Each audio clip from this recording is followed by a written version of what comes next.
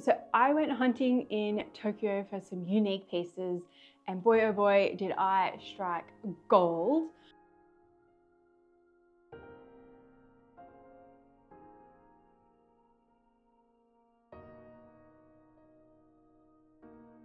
I'm so excited with what I was able to find in our short little trip.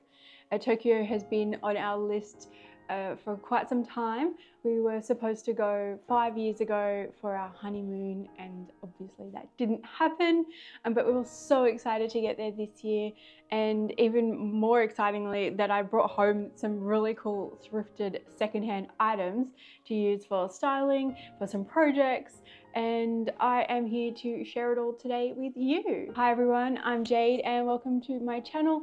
I talk all things styling, decor and thrifting. I love a good secondhand find. I find that most items can have a second or third life, and I am really big on that part of styling and decor. I love mixing a good blend between the two.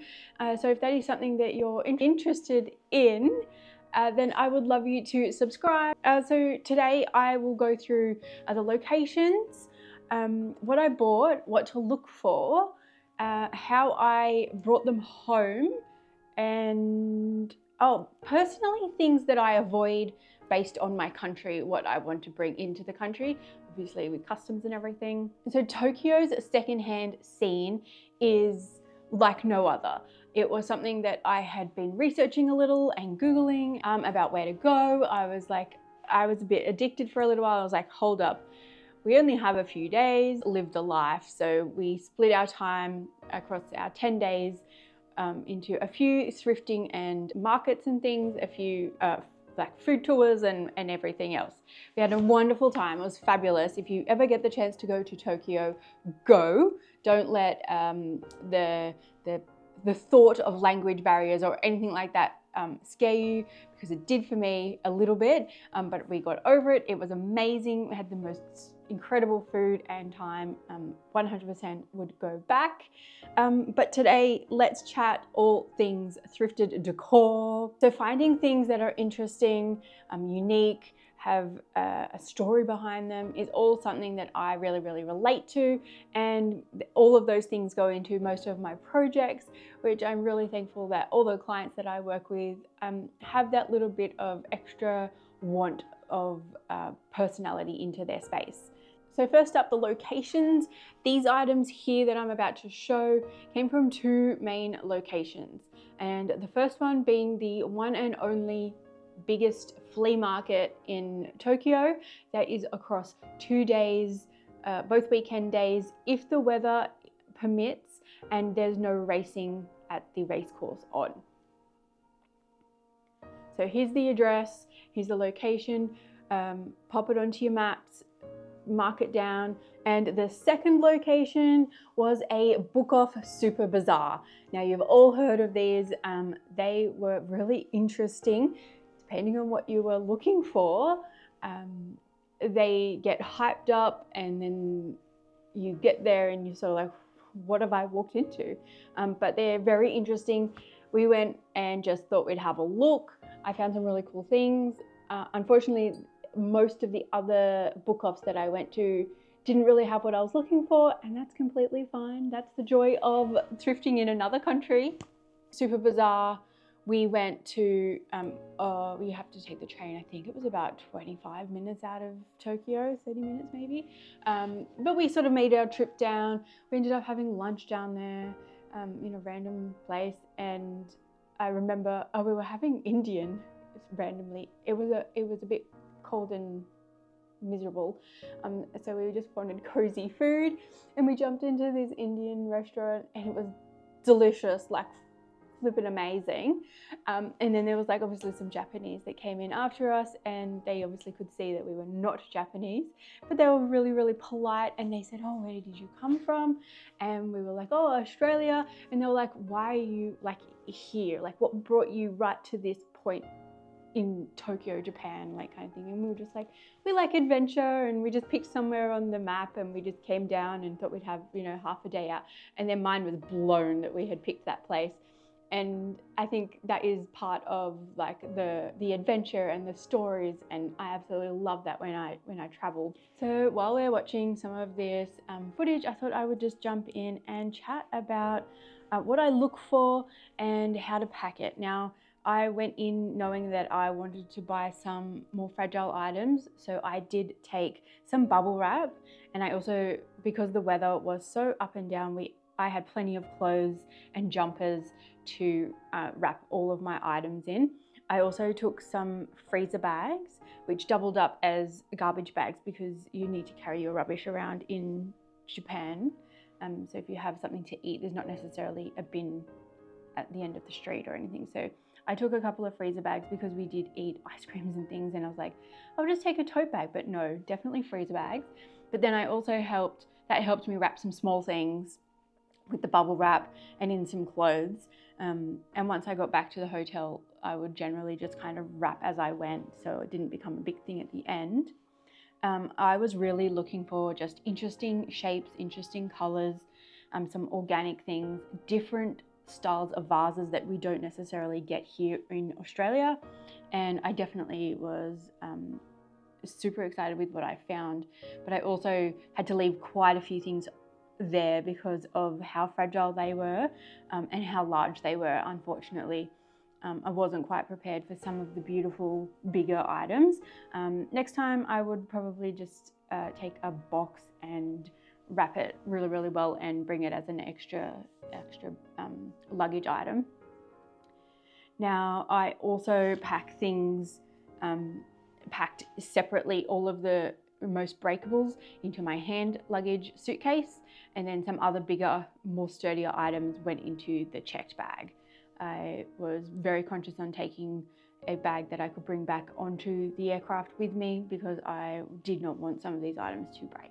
So I avoid generally bringing timbers into the country. The customs here can be very interesting about what kind of timber you bring back, and it's just not worth the trouble sometimes. I declare everything that I need to declare, but sometimes with the timbers, especially when we came back from Honolulu, I brought something and it was a bit iffy and they really wanted to like pull it apart, and it was just a whole thing. And when I get back to Australia, I just want to like get in the car and come home. So that's just something I personally avoid. As always, I avoid things that are broken, chipped, you know, cracked and all of those things. And thankfully everything made it home in one piece. So time for the haul. Let's get into it. First things first, this was one of the first things I spotted and found. I am so in love with this. Now there's something in it. I need to get a torch and have a look inside. I have no idea what it is actually, which is kind of funny that I brought something home that I don't know what's in it. Anyway, there is a really cool Japanese symbol on the bottom. I'm really excited to go through everything and figure out all their symbols. But the shape of this nozzle to put like a single flower in spring, I am absolutely like dying over. The color on this, I've wiped things over, just quickly unwrapped everything as you probably saw. I have wiped everything over. I'm not going to like try and clean this up in any way, shape, form of anything else. I absolutely love the way it looks. Something else that I'm not terribly like cleaning up is this beautiful big bronzed like urn. Look how beautiful this is. The size is substantial. I was like carrying it around the markets and it ended up being quite a workout that day. But like the intricate handles and all of this, I will probably clean up in here just a little bit, but the greens and the browns is absolutely stunning. There is markings on it also, so it is just divine. And this could go on a stack of books. It could be a bookend. It could be like a vase with flowers. I mean, there are so many uses for something like this, but it has a really cool, interesting like story of where we found it, and the vendor was really, really cute. So I loved that piece. These both were, and these were all from day one at the flea market. These are really cute. They're just like little bronzy brass metal flowers, but I just thought that was super cute, super interesting, eye-catching for like a shelfie kind of moment. So they were from the flea market, and then these few items were from the book off. Now the book off was really hard to kind of figure out what I liked. Some of the shelves were like crazy busy. People were everywhere, but these two items, I was like, definitely loved them. They have really cool finishes. I love this one. It's fully glazed. You can pop food on this one. Has really cool symbol on the bottom. How cute is that? I love the organic shape. Oh my gosh, I love it, love it, love it. And then this other one has really cool shape to it too. And it has a symbol on the bottom. But so like it's so organic, but then it has like these cool squares like in shapes. Like I was like, that is so like an interesting like juxtaposition. It is just so cool. I love the finish on this one. It's quite a little bit more, you can hear it, rough, but definitely cool for styling. Also at that book off, we found this really interesting vase with texture, really cool glazing. Again, an awesome little symbol. And the color of this was really interesting. I'm sort of seeing blues and then I say greens, and that is right up our alley. So that was a really cool find. And then the other few items were from the flea market the following weekend, which is just a really cute little, this is super cute and small, which would need to go with certain items because it's so little. This one was really cute. I'm just like, I love the shape of this one. You know, one single sort of rose or tulip in the spring. Ah, I can't wait. And then this one here was just so interesting for the color gradient. That was just super cool, interesting, fun. You can use it for like food, dips, whatever, or a drink. It's all sealed and everything.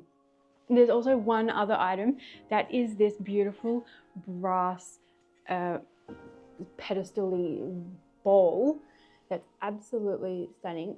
I had been cleaning this because it was mucky. I'll pop up some pictures of how I purchased it, but I could see the absolute gloriousness that was about to come my way, and I've already been using it and styled it, and I just forgot and had to grab it. But it is just beautiful. I got this from the flea market too, and it was just thrown into like a little pile, and I was just like, I could see, that's brass, that's mine.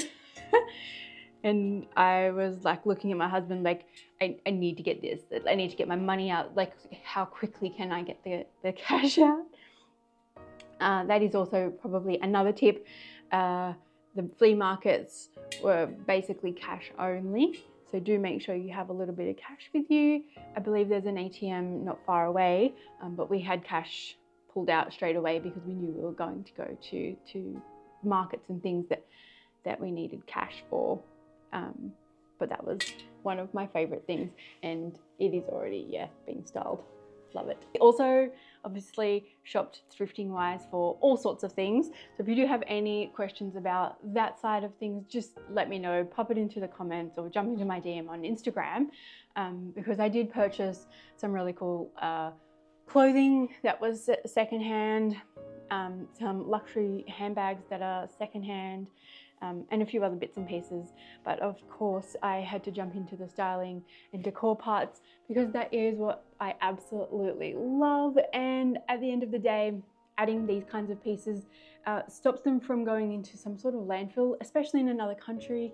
They will go into some beautiful homes, they'll go into some beautiful spaces, and I'm so excited to style them up and show my friends and, well, my clients, the items that I've been able to find for them and give them a story that goes along with it, because that is what styling is all about, with being slow and steady and finding the right things. And yeah, it's just been fabulous. So I'll leave you here with a few styling, a bit of a montage of some styling that I've popped around the home already.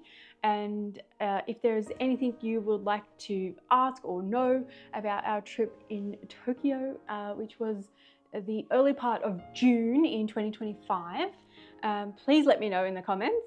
As always, I do love to travel and have interesting holidays. I don't generally do too many of the touro-y things in most countries.